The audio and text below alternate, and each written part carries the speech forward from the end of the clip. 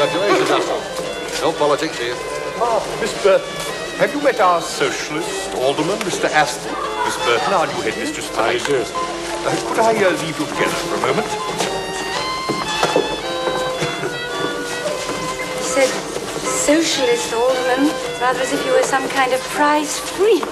Are socialists so rare in this part of the world? There are no politics in the South Riding, you know. I mean, it's not politics when they say what they think, only when you disagree. Exactly. But I must ask you, are you in any relation to Miss Ellen Wilkinson? Oh, you mean the hair? No, I wish I were. I think she's a grand girl. Oh, my hair's just a mess. It's very sad for me. Do you know her? I've met her. Some people think she takes too much on herself, but I think she's got guts. It's having the ideas to go with the guts, isn't it? I took some of my girls to hear her speak in London. They liked her hair and her green frock and her manner of speaking, but I don't think much else got through. Did you want it to get through? Oh, I think it's a good thing if anything gets through to girls other than home, husbands and babies. I'd rather they fell for Ellen Wilkinson than, say, Oswald Mosley. Oh, you're a socialist yourself, then. I'm a schoolmarm. I take no part in politics. Ah, that's an evasion. You're either a socialist or you're not. There's no halfway house. Isn't there? I should have thought there were at least a dozen. Oh, please forgive me for neglecting you. There's a table here, and I've asked for tea to be brought. Oh, thank you. Mrs. Wilson? Won't you join me, Miss Button? Well, I don't think I ought to monopolize the chief guest. Oh, I'd be obliged if you would, to tell you the truth. I was feeling a bit out of place until you came. Oh, well, if you put it like that.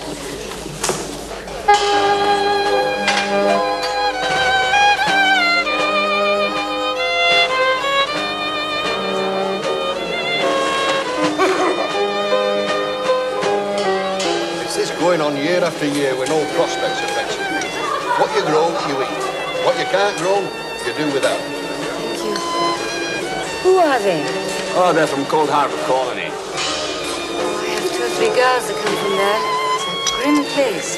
It was started by a 19th century philanthropist. He set fences in the mud of the estuary and gradually reclaimed a great deal of land. After the war in 1919, I think it was, the county council took it over and settled ex-servicemen there with their families. A socialist experiment by people who don't believe in socialism. Doesn't work, does it? Oh, it's no fit place for heroes. The dikes and drains are costly to maintain, land's no good. They're fighting a losing battle, but they still think like and vote for the people who put them there, the landed gentry. Poor devils.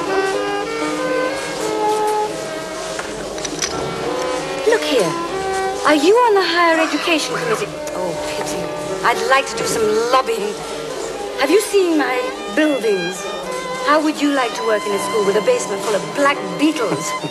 Well, it's all very well for you to laugh, but they get in our shoes. I have to pretend not to be frightened, and I dream about them at night. Why can't you do something? You're an alderman. Have you seen our council? You have beetles? Death watch. We'll get Khan down from the club and ask him for a lead. If Snaith thinks he can wrap the council round his finger, we'll show him that we've got somebody that's looking after our interests. It'll have to wait until after Christmas activities. Will it be time enough? I mean, we don't want to wake up one morning and find road laid and all our traffic lost while we've been dancing around Christmas trees. That'll be typical. They seem to be doing some lobbying, too. It's one of my pet schemes they're talking about. What, the road from Skerry to Kiplington? Oh? You know about it then? Well, I've heard talk. What's Khan got to do with it? Oh, he'll fight it, I expect. Why would he do that? Because he is a gentleman farmer, a survival of the feudal system.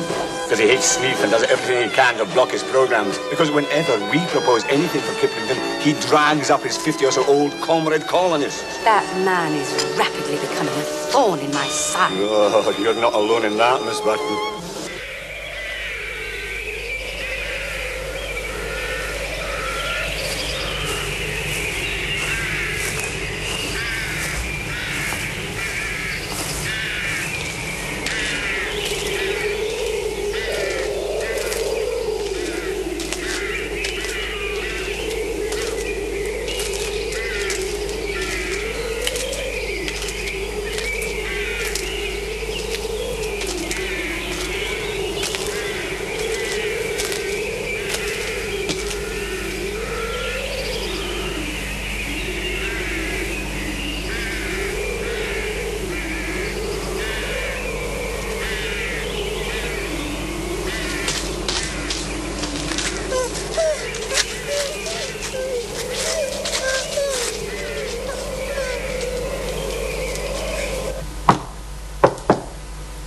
come in? Mr. Carn, please come in. I wanted to see you. I'm sorry the check was delayed after harvest. No, it's not that.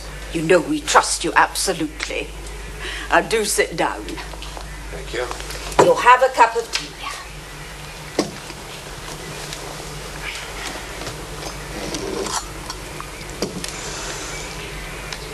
Well, now, I've been discussing Mrs. Carn's case with Dr. McLaren. Well? Oh, she's much the same to all outward appearances. Mr. Carn, I'm going to be quite frank with you. This is an expensive home because we intend treatment here to effect cures. I know. Now, you've known for some time that there's nothing we can do for Mrs. Carn except keep her warm and clean and kindly treated. But surely...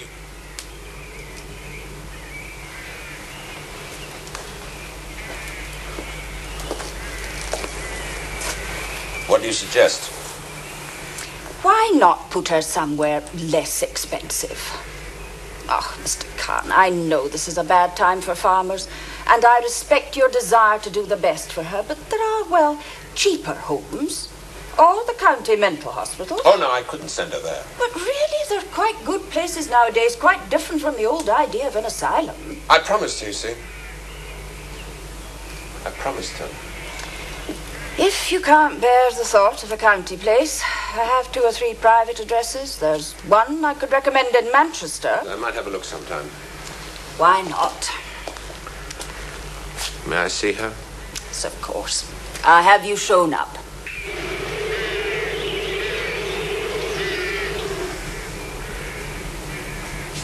Muriel. Muriel, my love. Forgive me.